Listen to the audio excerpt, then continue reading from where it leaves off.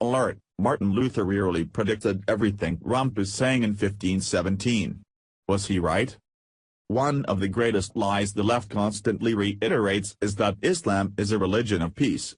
The word Islam means submission, not peace.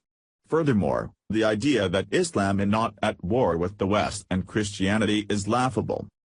Christianity has long battled against Islam, stretching back centuries. Martin Luther, the German monk who began the Protestant Reformation, called the Ottoman Turks the rod of the wrath of the Lord our God. Luther further added that the Holy Roman Emperor Charles V had to defeat the Turks because the Turks' god was the devil, YWND. During the 16th century, the Ottoman Turks threatened all of Christendom by storming the gates of Vienna. Fortunately, Emperor Charles V was able to use the gold and silver he acquired from the New World to fund the fight against the Turks. Along with this war chest, Charles V also heeded Luther's advice and agreed to recognize the Protestants of the Holy Roman Empire. This united Christian front successfully repelled the First Ottoman siege of Vienna in 1529. Luther recognized that the fight against Islam was necessary for all Christian Europeans. He wrote that the Church should drive men to repentance by showing our great and numberless sins and our ingratitude, by which we have earned God's wrath and disfavor so that he justly gives us into the hands of the devil and the Turk, via Britain first. Do not appease Islam, for appeasing Islam is appeasing the devil. Luther was far from the first Christian leader to recognize the true nature of Islam.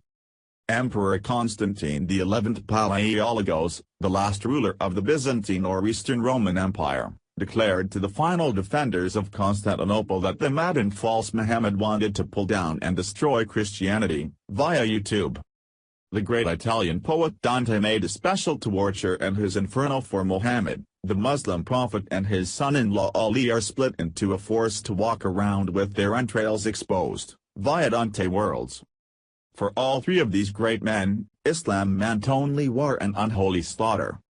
Beginning in the 7th century, Islamic armies stormed out of the Arabian Peninsula and began conquering Christian lands. All of North Africa had been Christian since the time of the Romans, while Syria and Anatolia were the original home of Christianity. These conquests only benefited Muslims. There is very little evidence that the Islamic Golden Age taught the West anything at all. Greek Christians built most of the great Islamic mosques, while Greek and Western Christians had been translating Greek and Roman texts for some time before the Islamic invasions, via Isaiah. Islam can never be appeased. The West needs to return to God in order to reclaim its lands and culture.